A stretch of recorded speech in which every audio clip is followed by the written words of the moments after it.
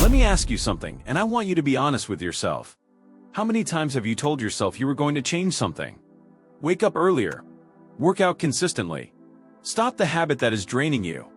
Eat better. Read more. Pray more. Build something. And how many times did that decision last 3 days before life pulled you right back to where you started? If that cycle feels familiar, you are not lazy. You are not weak. You are not a lost cause. But something is working against you that nobody is talking about. And until you understand what it is, you will keep fighting the same battle and losing. Today we are talking about why discipline feels impossible in this generation. Not why it was impossible for your grandfather. Not why it is impossible in theory. Why it feels impossible right now for men living in this specific moment in history. Stay with me because by the end of this video you are going to see yourself and your struggles in a completely different light. Let us start with a question that might sound strange. What if the problem is not you? We live in a culture that is very quick to label men as lazy, undisciplined, and unmotivated. And some men have internalized that label so deeply that they have stopped trying. They have accepted it as their identity. I'm just not a disciplined person. I am not built that way. But what if that story is not true?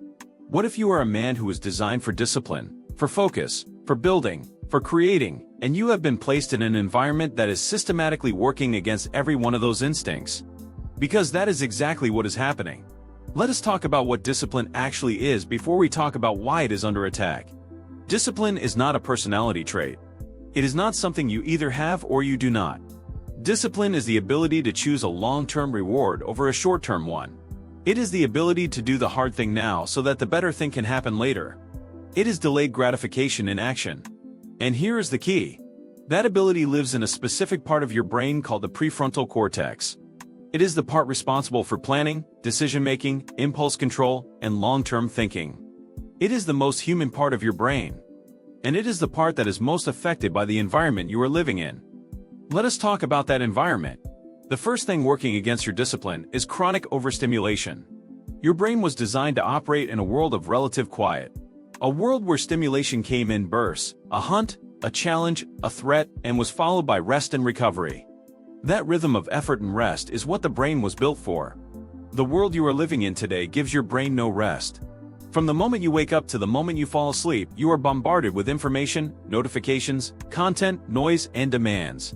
Your nervous system is running at a level of stimulation that it was never designed to sustain. What does this do to discipline? It exhausts the prefrontal cortex. Decision-making and impulse control require mental energy. And when your brain is overstimulated and depleted, that energy runs out fast. This is why you can have great intentions in the morning and completely fall apart by the evening. It is not a character flaw. It is a depleted brain. The second thing working against your discipline is the collapse of natural consequences. For most of human history, the consequences of undisciplined behavior were immediate and severe. If you did not work, you did not eat. If you did not prepare, you did not survive. The feedback loop between action and consequence was tight and real. Today, that feedback loop has been stretched almost to breaking point. You can be financially irresponsible for years before it catches up with you. You can neglect your health for decades before your body sends an urgent signal. You can drift through life without clear purpose and still maintain a basic level of comfort. When consequences are delayed, discipline becomes optional in a way it never used to be. Your brain does not feel the urgency. And without urgency, motivation is hard to manufacture artificially. The third thing working against your discipline is the destruction of masculine identity. Men are builders by nature. Men are providers, protectors, creators. Men are wired to have a mission, to work towards something, to feel the satisfaction of building with their hands and their minds and their strength. When a man has a clear mission, discipline comes more naturally. It has somewhere to go. It has a reason. But when a man does not know who he is or what he is building, discipline feels pointless. Why wake up early for nothing? Why push through discomfort toward no clear destination?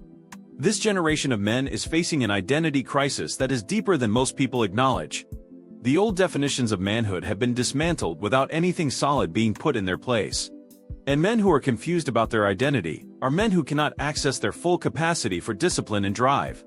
Before we go further, I want to say something to you directly.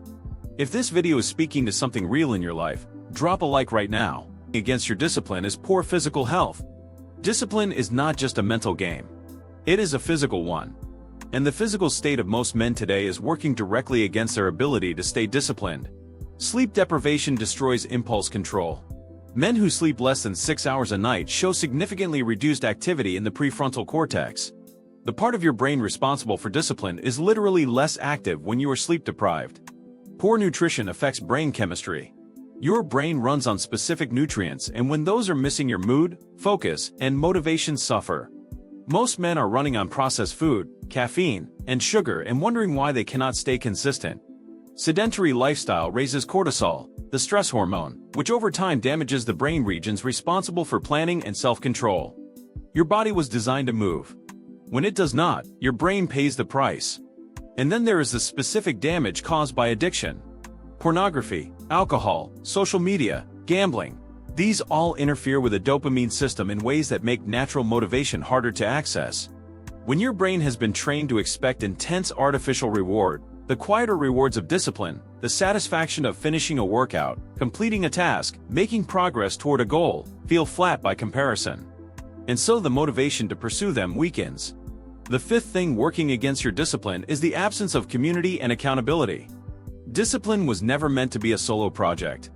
For most of human history, men built discipline in community, in tribes, in armies, in trade guilds, in religious communities, in quality relationships. There was always a structure of men around you who expected something from you and whose expectations you felt. That structure is largely gone. Most men today are trying to build discipline in isolation. No one is watching. No one is expecting. No one is counting on them to show up. And without that external structure, the internal structure has to carry everything. And for most men, that internal structure has never been built because it was never taught. You were not designed to discipline yourself alone. You were designed to be part of a community of men who push each other, hold each other accountable, and refuse to let each other settle. Now let us talk about the God factor, because this conversation is incomplete without it. The Bible does not just tell men to be disciplined. It tells them where the power to be disciplined actually comes from. Self-control is listed as a fruit of the Spirit in Galatians. Not a fruit of willpower. Not a fruit of a good morning routine. A fruit of the Spirit. What does that mean practically? It means that the deepest and most sustainable form of discipline in a man's life is not self-generated. It flows from his connection to God. A man who is submitted to God, who is walking in the Spirit, who is feeding his spirit through prayer and the Word, that man has access to a resource that goes beyond his own biology and psychology. This does not mean you pray and suddenly everything becomes easy. It means you are not fighting alone. It means the same God who created you with a capacity for discipline is actively working to restore and strengthen that capacity when you invite Him in. Men who combine spiritual discipline with practical strategy are the most consistently disciplined men I have ever seen. Not because they are more talented, because they are drawing from a deeper well. If you have been trying to build discipline in your own strength and keep failing, maybe the missing piece is not another productivity system. Maybe the missing piece is surrender. Bringing it to God honestly and saying, I cannot do this on my own. Help me. That prayer is not weakness. That prayer is wisdom. Now let us get practical. Here is how you start rebuilding discipline in a world that is working against it. Step 1. Reduce the stimulation load. You cannot build discipline in an overstimulated brain. Start by creating quiet. Turn off non-essential notifications.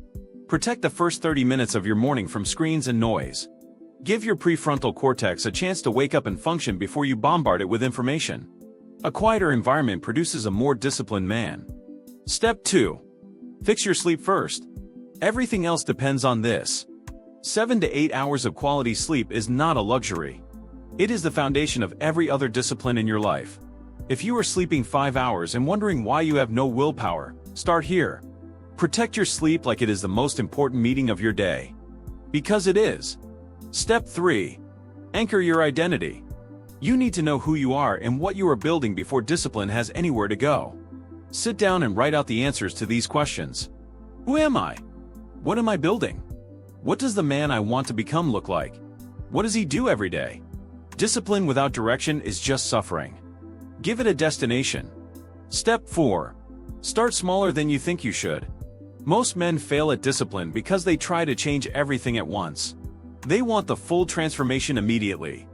And when the full plan collapses, they conclude that discipline is not for them. Start with one thing. One habit. So small it feels almost embarrassing. Wake up 15 minutes earlier. Drink 1 extra glass of water. Do 10 minutes of exercise. Read 5 pages. The goal at the beginning is not transformation. The goal is proof. Proof to your own brain that you can follow through. Build that proof daily and the momentum will come. Step 5. Build your environment before you need your willpower. Willpower is unreliable. Environment is consistent. If you want to stop eating junk food, do not rely on willpower. Remove the junk food from your house.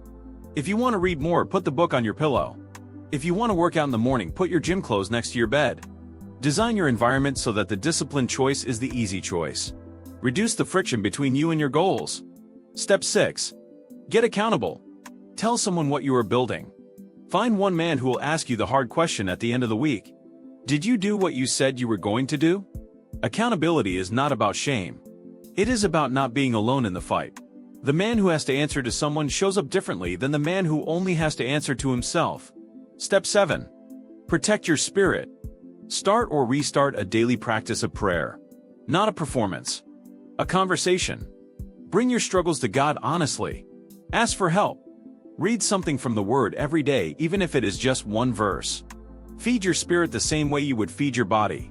A man whose spirit is strong has a foundation that his discipline can be built on. A man whose spirit is neglected is trying to build on sand. Here is what I want to leave you with.